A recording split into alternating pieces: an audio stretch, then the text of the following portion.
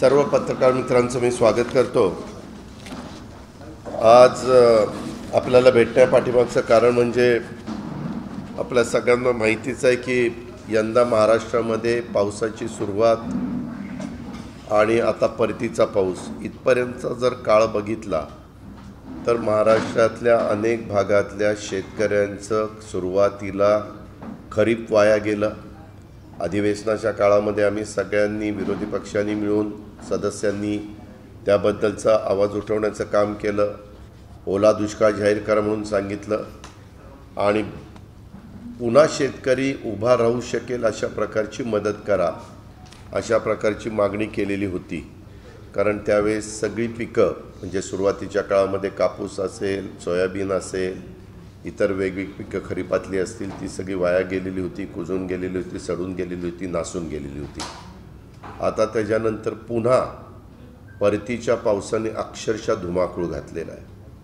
पुण्यामध्ये तर ह्या पावसाने सगळं पुणे जलमय करून टाकलेलं आहे।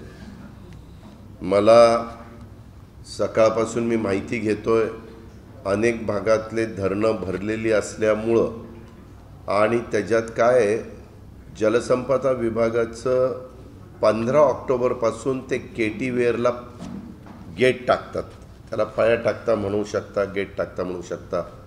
आणि ते गेट टाकले आणि पाऊस आता सुरू झाला आहे, त्याच्यामुळं त्या केटीवेरच्या वरनं पाणी व्हायला लागलेलं आहे आणि अक्षरशः महाराष्ट्राच्या उत्तरेकडील भागावर व दक्षिण भागावर मोठ्या प्रमाणावर बंगालच्या उपसागरातून येणाऱ्या पूर्वेकडील वाऱ्यासह आपल्या राज्याच्या दक्षिणेकडील भागात चक्रीवादळ निर्माण होण्याची शक्यता आहे। 17 ऑक्टोबरपासून पश्चिम वायव्य दिशेच्या हालचालीसह कमी दाबाच्या क्षेत्रामध्ये विकसित झाल्यामुळं राज्याच्या दक्षिण आणि मध्य भागात वरचे हवेचे चक्रीवादळ निर्माण होण्याची शक्यता आहे। म्हणजे आता पुन्हा दिवाळीच्या तोंडावर हे चक्रीवादळाचं संकट, त्यामध्ये सरकारने ताबडतोब त्या भागातल्या लोकांना अलर्ट केलं पाहिजे, त्यांना सांगितलं पाहिजे। दुसरी गोष्ट, आत्ता पाणी सोडत असताना, धरणाचं पाणी सोडत असताना, ओव्हरफ्लोचं पाणी सोडत असताना कुठल्याही नदीकाठच्या गावांना धोका होणार नाही अशा प्रकारची काळजी घेतली पाहिजे। पाणी सोडण्याची वेळ आलीच तर साधारण दिवसा पाणी त्या भागातनं जाईल अशा प्रकारचा प्रयत्न केला पाहिजे आणि सतत सरकारने याकडं त्यांच्या जलसंपदा विभाग असेल किंवा संबंधित अधिकारी असतील, जिल्हाधिकारी आणि त्यांची टीम असेल, त्यांनी त्याच्यामध्ये लक्ष देण्याची गरज आहे। कारण गेल्या काही दिवसापासून अक्षरशः तुमच्या माझ्या महाराष्ट्रामध्ये पावसाने हाहाकार माजवलेला आहे आणि 14 ऑक्टोबर रोजी तर मान्सून महाराष्ट्रातून माघार घेतल्याचं आणि मराठवाड्यासह विदर्भ, मध्य महाराष्ट्र, कोकणातून पावसाने निरोप घेतल्याचं हवामान खात्याने सांगितलेलं होतं आणि हे सांगतायत 14 तारखेला, आज मात्र 18 तारखेला अशा प्रकारचा पाऊस पडतोय। काल पण खूप पाऊस पडला। 15 तारखेला साखर कारखाने सुरू करण्याच्या करता परवानगी दिलेली होती, काही कारखाने सुरू झाले, परंतु एवढा पाऊस पडला की बग्यास ओला झाला आणि पुन्हा कारखाने बंद करण्याची वेळ हे तिथल्या साखर कारखानदारांच्यावर आलेली आहे, सहकारी संस्थांच्यावर, सहकारी साखर कारखान्यांच्यावर आलेली आहे। त्याच्यामध्ये माझं तर मुख्यमंत्री, उपमुख्यमंत्री, मला असं कळलं की उपमुख्यमंत्री आज कॅबिनेट होती परंतु अचानक काही कारणानिमित्त ती रद्द करण्यात आली। आता उद्या कॅबिनेट आहे म्हणून समजतं आहे, पण त्या संदर्भात मी स्वतः मुख्यमंत्र्यांची आणि उपमुख्यमंत्र्यांची पण वेळ मागितलेली। उद्या जर त्यांनी मला वेळ दिली तर हेही विषय मी त्यांना मांडणार आहे आणि त्याच्यामध्ये ह्या सगळ्या गोष्टी त्यांच्या लक्षामध्ये आणून देणार आहे। तसंच ह्या उत्तर महाराष्ट्रातील नाशिक, नंदुरबार, धुळे, जळगाव, मराठवाड्यातील औरंगाबाद, जालना, परभणी, हिंगोली, नांदेड आणि लातूर या 10 जिल्ह्यात येलो अलर्ट जारी केलेला आहे आणि विदर्भाच्या देखील काही भागात जोरदार पावसाची शक्यता आहे। म्हणजे सध्याच्या खरीपाच्या कापणीला आलेल्या पिकांना तर मोठा फटका ह्याचा बसलाच आणि शेतकऱ्यांच्या हातातोंडाशी आलेला घास गेला आणि ह्या सगळ्या पावसामुळे रब्बीच्या पण पिकावर अतिशय परिणाम झालेला आहे। त्यामुळे मधी यांनी जाहीर केलेलं होतं की आम्ही शेतकऱ्यांच्या अकाउंटला पैसे देतो। अजूनही काल मी नगर जिल्ह्याच्या दौऱ्यावर होतो, रात्री मी औरंगाबादच्या परिसरामध्ये होतो, तेव्हा पाहिलं बहुतेकांच्या तक्रारी आहेत की अजिबात आम्हाला कशाही प्रकारची मदत मिळत नाही, कुणी विचारायला गेलं तर कुणी आम्हाला उत्तर देत नाही। अशा प्रकारची दयनीय अवस्था आज महाराष्ट्रातल्या शेतकऱ्यांची त्या ठिकाणी झालेली आहे आणि याबद्दल सरकार म्हणून राज्याच्या प्रमुखांनी तातडीनं लक्ष देऊन कार्यवाही करण्याची गरज आहे, ही आमची या निमित्तानं मागणी आहे। पुण्यामध्ये तर इतक्या मोठ्या प्रमाणावर परतीच्या पावसाने जोरदार हजेरी लावलेली असल्यामुळं अनेक ठिकाणी रस्त्यांना अक्षरशः नद्याचं स्वरूप पाहायला मिळतं आहे। पुण्यामध्ये हे एक अडचण आणि वाहतुकीची अडचण अजिबात कुणी बघायला तयार नाही। वाहतुकीच्या संदर्भामध्ये पोलीस यंत्रणेला विश्वासामध्ये घेऊन पुणेकरांना त्रास होणार नाही अशा पद्धतीनं सगळ्या गोष्टी करायला पाहिजेत, परंतु तसं होत नाही। काल तर दगडूशेठ मंदिरात देखील पाणी शिरलं, मंडळाच्या कार्यकर्त्यांच्याकडनं रात्री उशिरापर्यंत पाणी बाहेर काढण्याचं काम चालू होतं। श्रीमंत भाऊरंगारी गणपती ट्रस्टच्या संग्रहालयामध्ये देखील पाणी लागलं। शहरात अनेक भागामध्ये पाणी त्या ठिकाणी आहे। म्हणजे राज्याच्या विविध भागामध्ये परतीचा पाऊस कोसळतोय आणि या पावसामुळे अनेक ठिकाणी जनजीवन देखील विस्कळीत झालेलं आहे। या पावसाचा मोठा फटका शेतकऱ्यांना देखील बसला आहे, शेतीचं मोठं नुकसान होतं आहे आणि ह्या संदर्भामध्ये ज्या प्रकारे लक्ष दिलं पाहिजे तशा पद्धतीनं दुर्दैवाने लक्ष दिलं जात नाही, तेवढ्या गांभीर्याने ह्या सगळ्या गोष्टीकडे बघितलं जात नाही, अशा प्रकारची परिस्थिती। त्याच्यामुळे मी आजच्या या पत्रकार परिषदेच्या निमित्तानं मागणी करतो की रस्त्यांची दयनीय अवस्था झालेली आहे, त्या अतिवृष्टीमुळं अनेक कामं बंद पडलेली आहेत, शेतकऱ्यांचं प्रचंड नुकसान झालेलं आहे, प्रत्येक लोकांच्या घरादारामध्ये पाणी शिरलेलं आहे। ज्यांच्या घरादारामध्ये पाणी शिरलं आहे, ज्यांना शिफ्टिंग करावं लागलेलं आहे, त्यांना ताबडतोब जे काही धान्य लागतं, आपण तातडीनं जी धान्य देतो म्हणजे गहू देतो, तांदूळ देतो, अशा प्रकारचं राज्य सरकारला निर्णय घेता येतात तशा प्रकार, कारण त्यांचं धान्य वगैरे सगळंच भिजलेलं आहे। तिथं तातडीनं जिल्हाधिकाऱ्यांना महाराष्ट्रात सरकारने आदेश दिले पाहिजेत की तुम्हाला तिथली परिस्थिती लक्षामध्ये घेऊन आमच्या डायरेक्शनची वाट न बघता तुम्ही तिथले कार्यवाही ताबडतोब त्या ठिकाणी करून टाका। अशा प्रकारे केलं तरच तिथल्या सर्वसामान्य जनतेला त्याच्यामध्ये मदत होणार आहे, दिलासा मिळणार आहे। याबद्दल सरकारने तातडीनं सतर्क होण्याची गरज आहे, हे पण मी आपल्याला मार्फत सरकारला सांगू इच्छितो। दुसरी गोष्ट, दिवाळीच्या मुहूर्तावर मधी मुख्यमंत्र्यांनी सांगितलं की आता 100 रुपयामध्ये आम्ही दिवाळी गोड करणार आहे आणि 1 किलो रवा, चणा डाळ म्हणजे रवा 1 किलो, चणा डाळ 1 किलो, साखर 1 किलो, खाद्यतेल देण्याचा निर्णय राज्य सरकारने जाहीर केला आणि घाईघाईत एका संस्थेला 513 कोटी रुपयाचं कंत्राट दिलेलं आहे।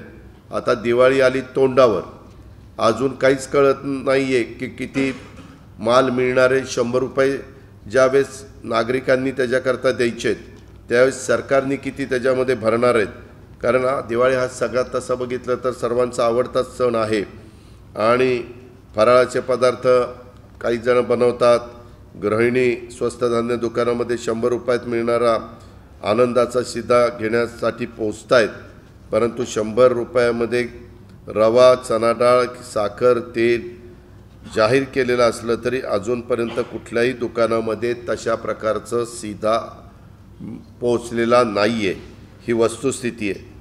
आम्हाला कळलं की महाराष्ट्र स्टेट कोऑपरेटिव्ह कंझ्युमर फेडरेशनला 509 कोटीचं कंत्राट दिलेलं आहे आणि नंतर मंत्रिमंडळाची मान्यता घेतली।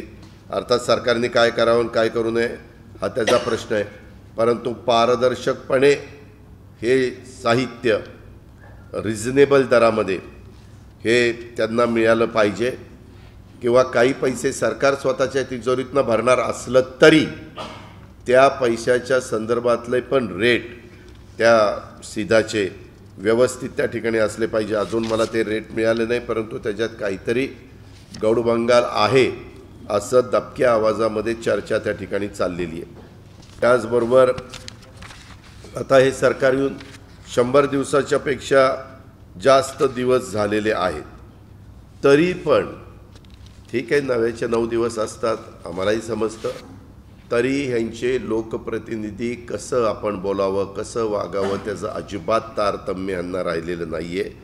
कुठं अधिकाऱ्यांना सांगायचं तुमच्या बापाची पेंड आहे का, किती वाजता आला, तुमची प्रतीक्षा करायला आम्ही काय बापाची नोकर आहोत का, कानाखाली आवाज काढल्यानंतर तुम्हाला समजेल। ही भाषा महाराष्ट्रामध्ये, ही महाराष्ट्राची संस्कृती नाही आहे। हे मुख्यमंत्री उपमुख्यमंत्र्यांना दिसत नाही?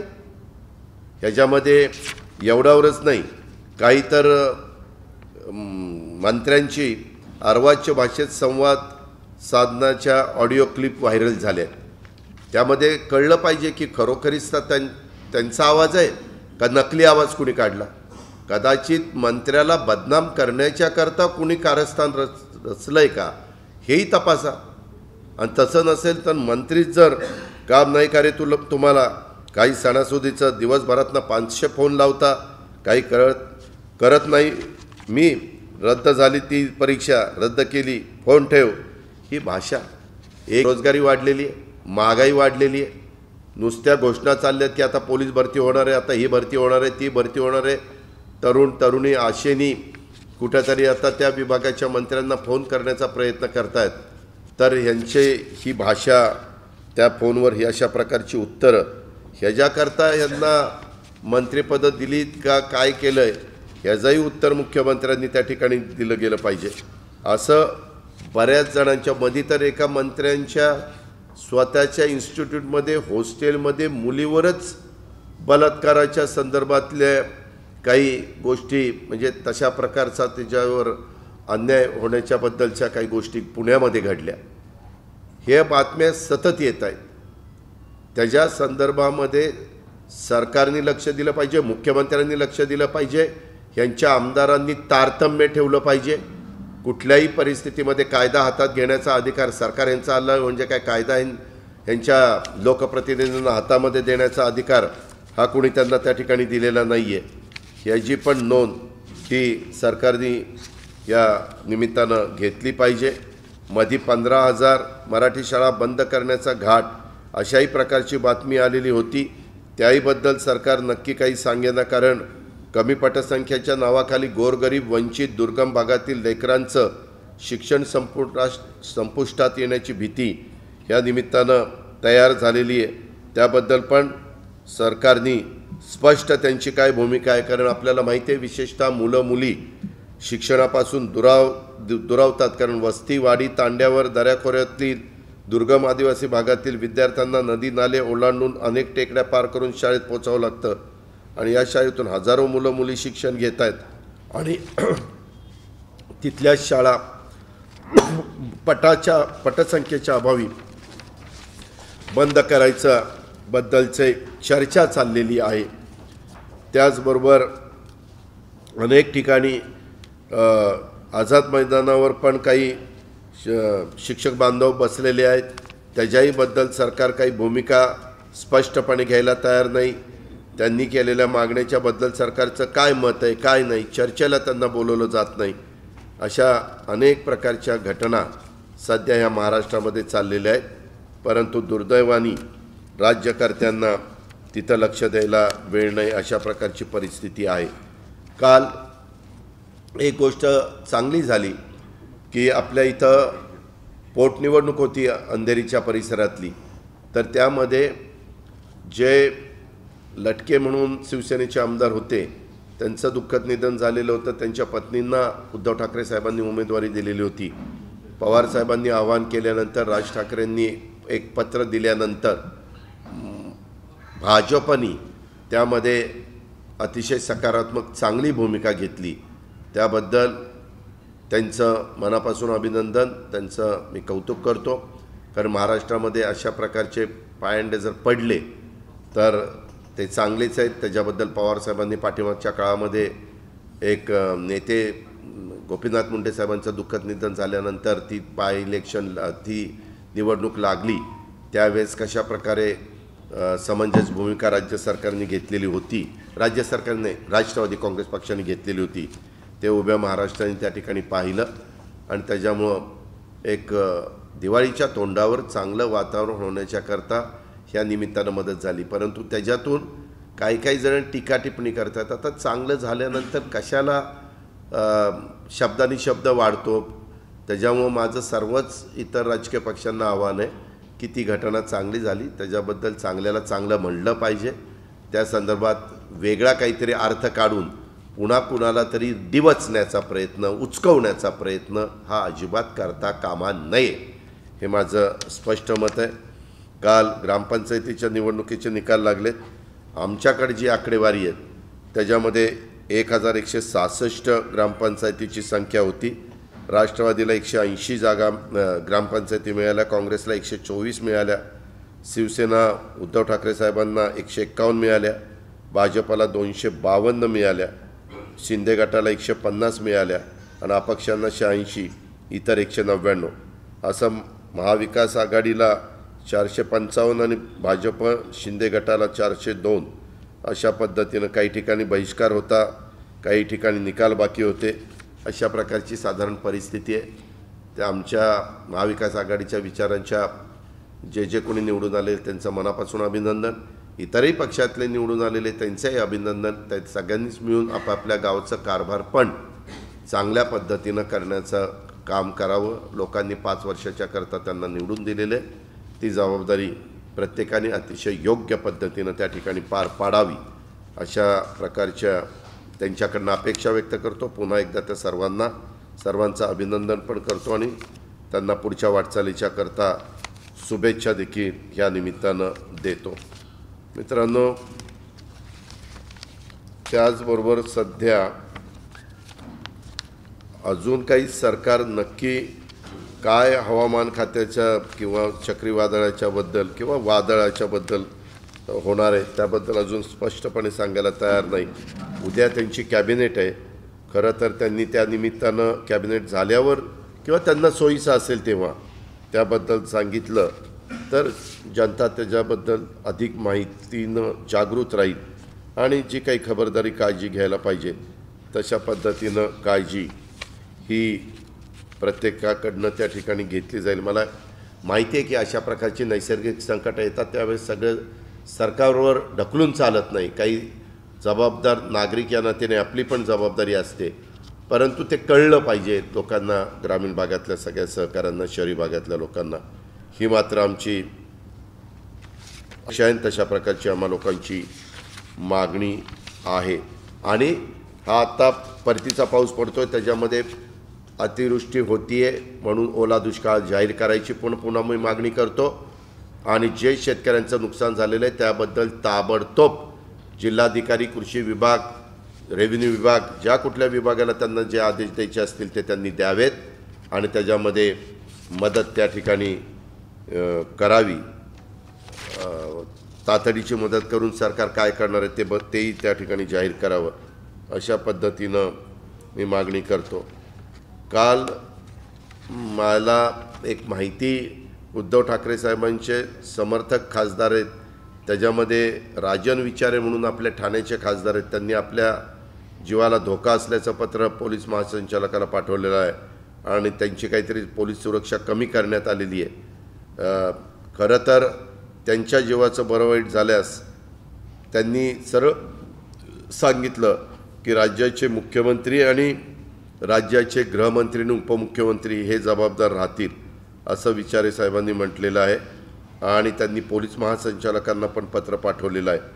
माझं म्हणणं की सरकार येत असतात, सरकार जात असतात, कोण कुठल्या पक्षाचं आहे, कुणी लोकप्रतिनिधी असू, कुणी सर्वसामान्य माणूस असू, प्रत्येक माणसाचं, नागरिकाचं संरक्षण करणं हे त्या राज्यांची जबाबदारी असते, तिथल्या पोलीस खात्याची जबाबदारी असते, कायदा सुव्यवस्था चांगली ठेवण्याच्या दृष्टिकोनातनं। आणि त्यामुळं हे जे काही पत्र एका निवडून गेलेल्या 15-20 लाख लोकांचं प्रतिनिधित्व करत असलेल्या खासदाराच्या संदर्भातलं असेल तर मी पण विरोधी पक्षनेता या नात्याने मागणी करतो, फक्त राजन विचारांच्याही पत्राची नोंद घ्यावी आणि असं जर कुणाच्या बद्दल तक्रार असेल किंवा कुणाला शंका कुशंका असेल तर त्याही कुठल्याही राजकीय पक्षाची ती खासदार, आमदार, लोकप्रतिनिधी असतील किंवा नागरिक असतील तर त्याची पण नोंद घेऊन त्याच्याबद्दलची पुढची जी खबरदारी घ्यायला पाहिजे सरकारने ती घेण्याच्याबद्दल तातडीनं पोलीस खात्याने आणि सरकारने कारवाई करावी अशाही प्रकारची मागणी ह्या निमित्तानं मी करतो. आपल्याला काय विचारायचं असेल तर विचार.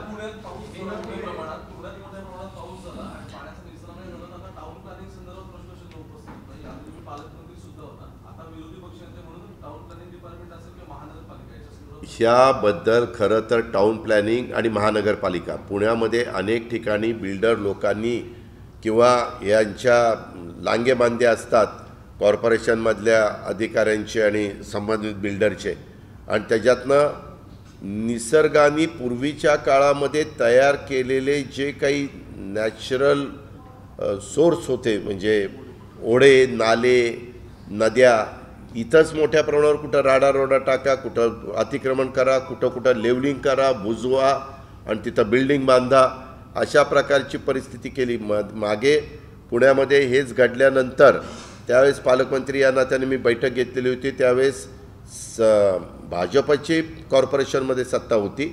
मी त्यावेळेस तिथल्या महापौरांना आणि आयुक्तांना सगळ्या टीमला सांगितलेलं होतं ह्याच्यात राजकारण आणू नका, परंतु पुण्याच्या आजूबाजूला टेकड्याचा भाग आहे, डोंगराचा भाग आहे, तिथून ज्यावेळेस मोठ्या प्रमाणावर पाणी जोरात खाली येतं त्यावेळेस ते पाणी ओढ्या नाल्यांनी नदीपर्यंत मिळण्याच्या करता त्यांचं जो मार्ग आहे त्या मार्गावरची अतिक्रमणं ताबडतोब काढली पाहिजेत. त्याच्यामध्ये कुणी बांधकाम केलेलं असलं तर ते बांधकाम तोडलं पाहिजे. आणि काही ठिकाणी काय केले, काहींनी ते मोठे नाले होते ते बुजवलेत आणि पायपा टाकल्यात. त्या पायपाची साईज आहे बारकी, त्या पायपामध्ये तेवढ्या साईजचं पाणी बसत पण नाही आणि मग पाणी मागं दाबलं जातं आणि ते सगळं पाणी नागरिकांच्या वसाहतीमध्ये शिरतं आणि त्यांची घरं पाण्याखाली जातात आणि त्यांचं नुकसान होतं. ही एक गोष्टी आहे. आणि पुण्यातली वाहतूक एवढी वाईट अवस्था पुण्यामध्ये आहे की तुमच्यातल्यापैकी कुणी जर पुण्याला गेला तर म्हणाल की ही एक वाहतूक व्यवस्था आहे का काय. आता सरकार आहे, पालकमंत्र्यांनी लक्ष दिलं पाहिजे, पोलीस खात्याने लक्ष दिलं पाहिजे, ट्रॅफिकने लक्ष दिलं पाहिजे, पोलीस कमी पडत असले तर वॉर्डर्स नेमले पाहिजे, त्याच्यामध्ये इतर होमगार्डची मदत घेतली पाहिजे, जे जे काही शक्य असेल ते कळलं पाहिजे. कारण आता दिवाळी 2 वर्ष मागची करोनाच्यामुळं उत्साहाने सण साजरे करता आले नाही, मर्यादा होत्या, तर लोक मोठ्या प्रमाणावर बाजारामध्ये बाहेर पडत आहेत. अक्षरशः बाजारपेठा फुलून गेलेल्या आहेत. ते तर पडणार, परंतु त्यांना जाता येता त्रास होऊ नये ही तर खबरदारी सरकार म्हणून सरकारचं काम नाही, पालकमंत्र्यांचं काम नाही, अधिकाऱ्यांचं संबंधित पोलिसांचं काम नाही. त्यांनी ते ताबडतोब काम केलं पाहिजे.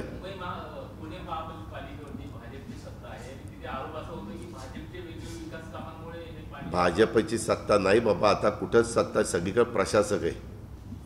होती एक मिनिट, आपल्या देशामध्ये जिथं जिथं शहरं डेव्हलप होतात तिथं बहुतेक ठिकाणी मेट्रोची कामं चालतात, फ्लायओव्हरची कामं चालतात, त्याच्या संदर्भात RUBची रेल्वे अंडरब्रिजची कामं चालतात, रेल्वे ओव्हरब्रिजची कामं चालतात, त्याच्या संदर्भामध्ये अनेक प्रकारची कामं तिथं चाललेली असतात. तसं पुण्यामध्ये पण चाललेले आहेत.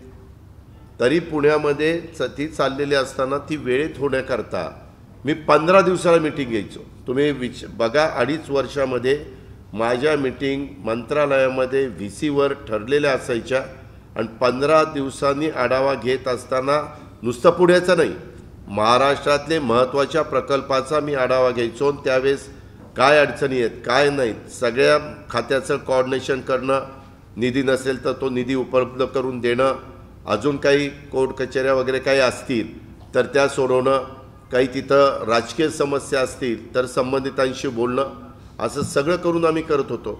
तुम्ही पहा, गेल्या 100 दिवसामध्ये कुणी आढावा घेतला, कुणी काय त्या ठिकाणी केलं, यांना वेळच नाही, बाकीचीच कामं जास्त लागली. तो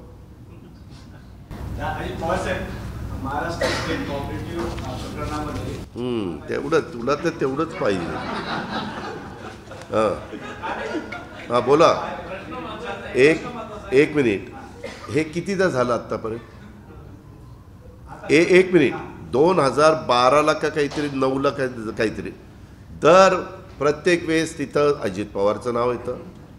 अजित पवार आणि 75 ते 75ची नाव येत नाही. अजित पवार की तुम्हाला पण टी व्हीला अजित पवारचा फोटो, अजित पवारचं नाव, हेडलाईन. मी काल पण सगळ्या पेपरमध्ये बघितलं.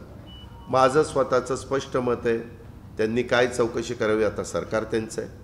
मागं चौकशी सहकार विभागाने केली होती, रिटायर न्यायाधीशांनी केलेली होती, CIDने केलेली होती, ACBने केलेली होती, EOWने केलेली होती. पण आता पुन्हा बातमी अशी माझ्या कानावर जी आली, मी तुमच्या पेपरमधनं जी वाचली, मीडियामध्ये जी पाहिली, की पुन्हा EOWला काय सांगितलं का नाही मला काही माहिती नाही. मी एक नागरिक आहे, माझी पद्धत अशी आहे, मी संविधान कायदा नियम मानणारा एक सहकारी आहे. त्यामध्ये चौकशी करताना मला जे काही प्रश्न विचारतील ते प्रश्नाची उत्तरं देण्याची माझी तयारी आहे आणि चौकशीला पूर्णपणे सहकार्य करण्याचं माझी भूमिका आहे. मी सांगितलं ना, जे कुणी चौकशी करतील, तुम्ही माझी उद्या चौकशी केली आणि तुम्हाला तो अधिकार असेल तर उत्तर द्यायचा अधिकार आहे. फक्त ती चौकशी करण्याचं राज्य सरकारच्या एजन्सी किंवा केंद्र सरकारच्या एजन्सी असतात, त्यांना अधिकार आहे. त्या संदर्भात चौकशी तर प्रत्येकाची होऊ शकते, त्यांना ज्यांची चौकशी करावीशी वाटेल.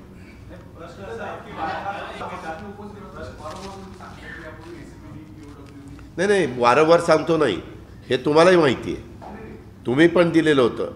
ज्या वेळेस कुठलंही सरकार नव्हतं, म्हणजे त्यावेळेस ACBने क्लीन चिट दिलेली होती, तेव्हा कुठल्याचं सरकार नव्हतं, राज्यपाल महोदय होते. आणि त्याच्यानंतर मी आणि देवेंद्रने 3 दिवसाचं सरकार केलं होतं, ते पडलं, म्हणजे राजीनामा दिल्यानंतर.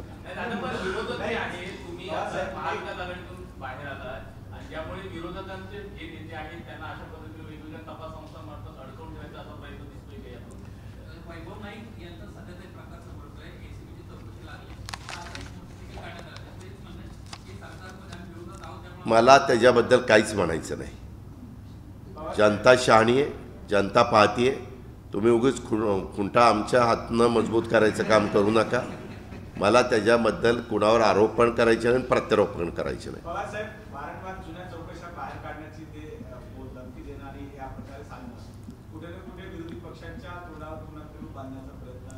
मला माहिती नाही, तर मी ह्या प्रश्नाचं उत्तर देऊ शकत नाही.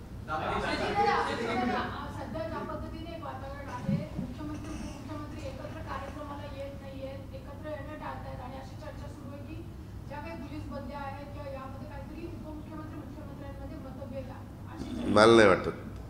मी जे काही ह्या दोघांनाही गेले अनेक वर्ष ओळखतो ते बघता मला अजिबात तसं वाटत नाही.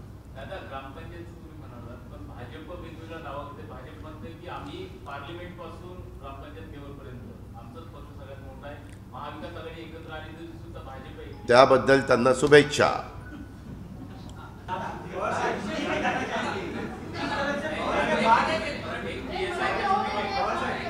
एकाने विचारा. संघटना आहे, त्यामध्ये तपास संस्था ज्या सांगतायत की 2048 साली हिंदू राष्ट्राच्या ऐवजी मुस्लिम राष्ट्र बनवायचं होतं, म्हणून अशा पद्धतीनं वेगवेगळ्या पद्धतीनं PSI संघटना काम करत होती. आणि त्या संदर्भात न्यायालयामध्ये सरकारी वकिलांनी तसं युक्तिवाद केलाय की कार्यकर्ते जे आहेत PSIचे ते मुस्लिम राष्ट्र बनवण्यासाठी प्रयत्न करत होते. तुम्हाला वाटतं की? मला ह्याच्याबद्दलची काही माहिती नाही आहे. मी बातमीमध्ये हे वाचलेलं आहे. मी काल रात्री उशिरापर्यंत दौऱ्यावर होतो. तुम्ही आत्ता मला तो प्रश्न विचारला. मी आज राज्याचा विरोधी पक्षनेता आहे. एखाद्याच्या प्रश्नाच्या संदर्भातली आपल्याला बारकाईनं माहिती नसेल अधिकची, तर मी त्याच्याबद्दल उत्तर देणं उचित दिसणार नाही. मी माहिती घेऊन त्याबद्दल माझं मत सांगेन.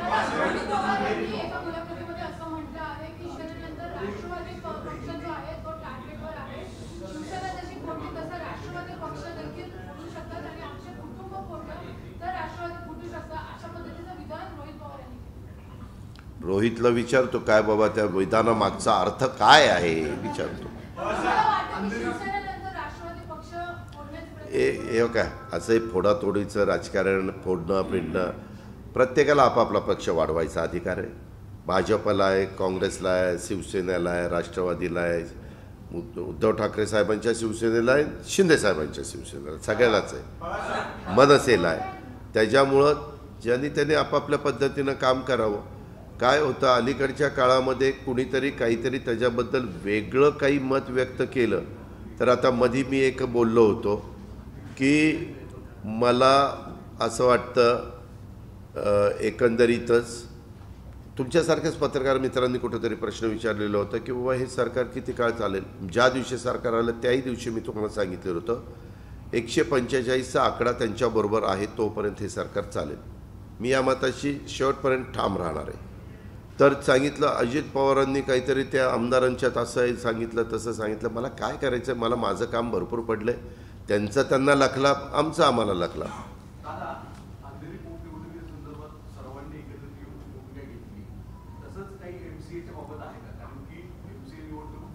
नाही, अंधेरीची पोटनिवडणूक ही राज्याच्या विधानसभेमध्ये एक व्यक्ती पाठवणारी निवडणूक होती, एक सदस्य पाठवणारी, विधायक पाठवणारी निवडणूक होती.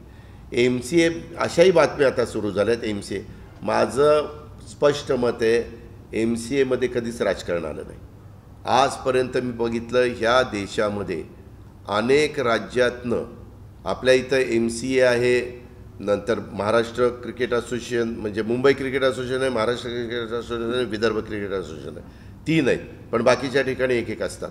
त्याच्यामध्ये कधी फारुख अब्दुल्ला आलेले आहेत, लालू प्रसाद यादव आलेले आहेत, त्याच्या संदर्भामध्ये अरुण जेटली साहेब आलेले आहेत, असे खूप दिग्गज मान्यवर त्या ठिकाणी आलेले आहेत. आणि हे तिथं पवारसाहेब आलेले आहेत. हे सगळे लोक तिथं बसल्यानंतर राजकारण करत नाही. खेळामध्ये राजकारण हे कुणीही त्या ठिकाणी करत नाही. ही वस्तुस्थिती आहे, फॅक्ट आहे.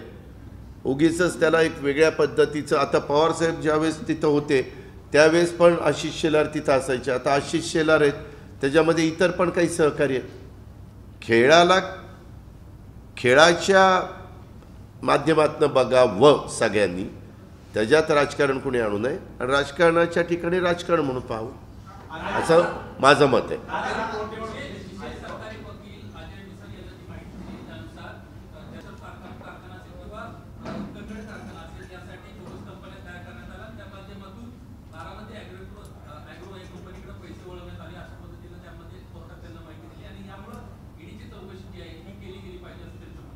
हो का, चौकशी करण्याचा अधिकार त्यांना आहे.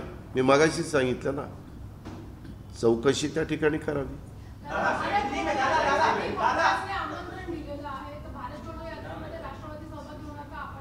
मला त्याबद्दल माहिती नाही. ती बातमी मी वाचली की त्यांचे प्रमुख लोक जाऊन उद्धव ठाकरे साहेबांना भेटले. त्याबद्दल उद्धव ठाकरे साहेब सांगतील, तो सांगण्याचा शिवसेना उद्धव बाळासाहेब ठाकरे काय करणार आहे तो त्यांचा अधिकार आहे. आणि राष्ट्रवादी काँग्रेस पक्षाचे सर्वोच्च नेते आदरणीय पवारसाहेबांना भेटले. त्याच्यानंतर पवारसाहेबांचं काही माझं बोलणं झालेलं नाही, कारण मी रात्री लेट नाईट आलो आणि सकाळी इथं लवकर आलेलो आहे. त्याच्यामुळं मला त्याबद्दलची माहिती नाही. आता प्रांताध्यक्ष मला थोड्या वेळाने वर 12च्या पुढे येणार होते. ते आल्यानंतर मी त्या संदर्भामध्ये त्यांना विचारीन आणि काय ते सांगतील. आणि आता आज तारीख काहीतरी 18 आहे, 19. मी 20 तारखेला पुण्याला आहे, 21पासून मी दिवाळीला बारामतीला आहे. आपल्या पण सर्व पत्रकार मित्रांना दिवाळीच्या लाख लाख शुभेच्छा. ही दिवाळी आपल्याला सगळ्यांना सुखाची, समृद्धीची, भरभराटीची, आनंदाची जावं. ह्या दिवाळीमध्ये माझी आपल्याला विनंती आहे की ब्रेकिंग कुठली न्यूज लावू नका. आनंदाच्या बातम्या त्या ठिकाणी लावा. हा असं म्हटला आणि तो तसं म्हटला, हे असं म्हटलं, हे जरा आपण दिवाळीचा सण संपेपर्यंत थांबूया. नंतर काय तुम्हाला करायचं तो तुमचा अधिकार आहे. माझी विनंती आहे, तुम्हाला त्याच्या आधी करायचं असेल तरी तुम्ही करू शकता, मी काही तुम्हाला रोखू शकत नाही, पण आपली विनंती.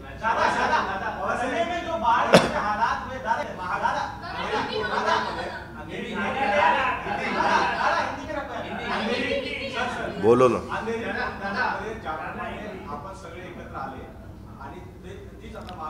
अहो साहेब, कुणी एकत्र आलेले नाहीत. पक्ष सगळ्यांचे वेगवेगळेच आहेत. ते सगळे पक्ष आपापल्या परीनं काम करतायत. पुढच्या येणाऱ्या स्थानिक स्वराज्य संस्थांच्या निवडणुकीची तयारी करतायत.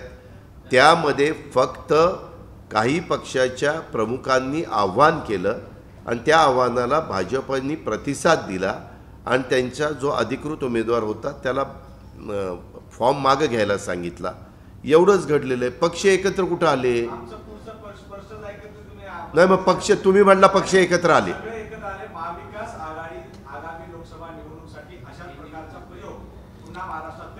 आमचे नेते त्याबद्दलचा विचार करतील. नेत्यांनी विचार केला आणि आम्हाला सांगितलं की असा विचार आपण करणार आहोत, तर मी उत्तर दिलं आम्ही करणार आहोत.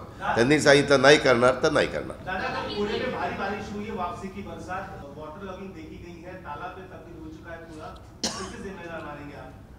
इसके बारे में एक तो गवर्नमेंट ने ध्यान देना चाहिए, दूसरा पीसीएमसी के एरिया में ध्यान देना चाहिए, पीएमसी ने पीएमसी के एरिया में ध्यान देना चाहिए, टाउन प्लानिंग वालों ने ध्यान देना चाहिए, क्योंकि ये जो भी सिटीज़ होती है वो सब सिटीज़ बढ़ रही है, पॉपुलेशन वहाँ बढ़ रहा है, वहाँ नया नया कंस्ट्रक्शन हो रहा है, फ्लाईओवर हो रहे हैं, मेट्रो हो रही है, रोड्स बन रहे हैं, ओवर ब्रिज हो रहे हैं, सब कुछ हो रहा है. तो ये सब होते हुए जो उसके नेचुरल मार्ग है पानी बहने के लिए वो बंद नहीं होने चाहिए.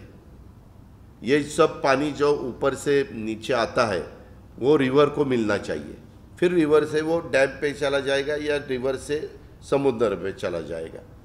ऐसा पूना में हुआ नहीं है. बीच में पूना की जिम्मेवारी पूना पिंपरी चिंचवड़ की जिनके पास थी या जिनके यानी बीजेपी के पास थी, उन्होंने उसमें ध्यान देना चाहिए था. मैं जब वहाँ गार्डियन मिनिस्टर था सब पूना को मालूम है, आपके कुछ प्रेस वालों को भी पता है. हर हफ्ते सुबह 7 बजे से मैं काउंसिल हॉल या कलेक्टर ऑफिस में बैठता था और ये सब जो भी या वहाँ ट्रैफिक की जो सिचुएशन तैयार हुई है, इतना ट्रैफिक कि जहाँ 15 मिनट जहाँ लगना चाहिए जाने के लिए वहाँ 1.5-2 घंटा लगते हैं, तो भी कोई ध्यान नहीं देता.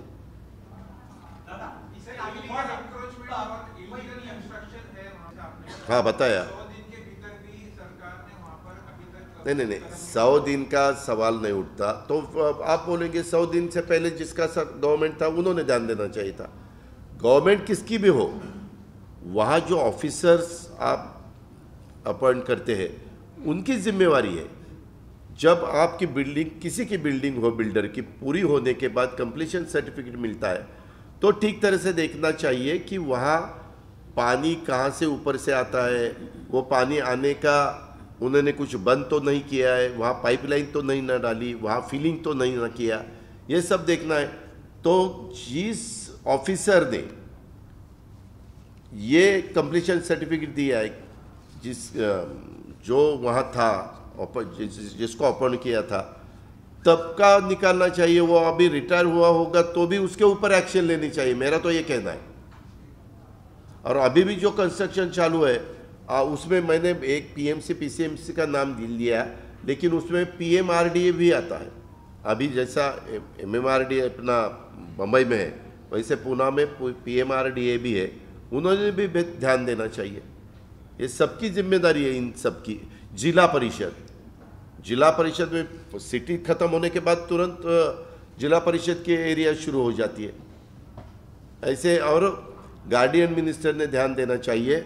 एक बड़ी सिटी है, बम्बई के बाद पॉपुलेशन सबसे ज़्यादा पूना पिंपरी चिंचवड़ का हो रहा है बम्बई ठाणे के बाद, तो वहाँ गवर्नमेंट के नाते सीएम डीसीएम ने भी ध्यान देना चाहिए.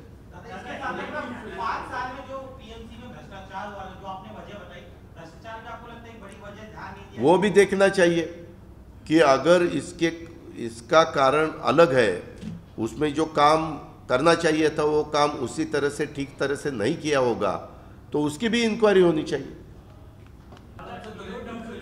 हाँ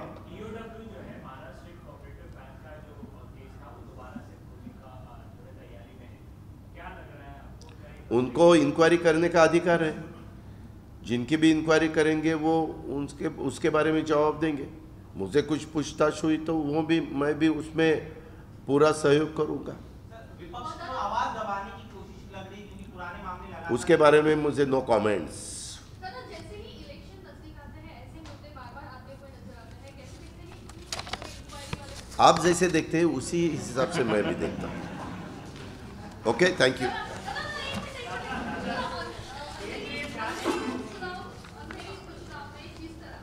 महाराष्ट्र की राजनीति के बारे में अभी बोला गया, संस्कृति जो है वो दिखाई गई। पूरे इस मामले में जो है वो शिवसेना से अभी विवादास्पद जो है वो बयान आते हुए नजर आ रहे हैं। उन्होंने कहा है कि बीजेपी हमसे लड़ गई, जबकि ये संस्कृति की बात ये बराबर नहीं है। ऐसे मैंने पहले ही बताया कि ये जो अलग अलग पार्टियाँ, ये हमारी पार्टी हो या दूसरी कोई भी पार्टी हो, एक अच्छा डिसीजन पवार साहब जी ने और राज ठाकरे जी ने इसके बारे में रिक्वेस्ट की, उसको बीजेपी की तरफ से पूरा सपोर्ट किया गया, उन्होंने कैंडिडेट विड्रॉ किया, एक अच्छा माहौल हुआ है। दीपावली अभी आई है, तो ये माहौल बनने के बाद कोई भी पार्टी ने उसके खिलाफ अलग स्टेटमेंट निकाल के गलत अर्थ निकालने की ज़रूरत नहीं है। अभी मैं तो ये डिसीजन बीजेपी वालों ने लिया, इसीलिए बीजेपी का अभिनंदन, उनको धन्यवाद। नमस्ते।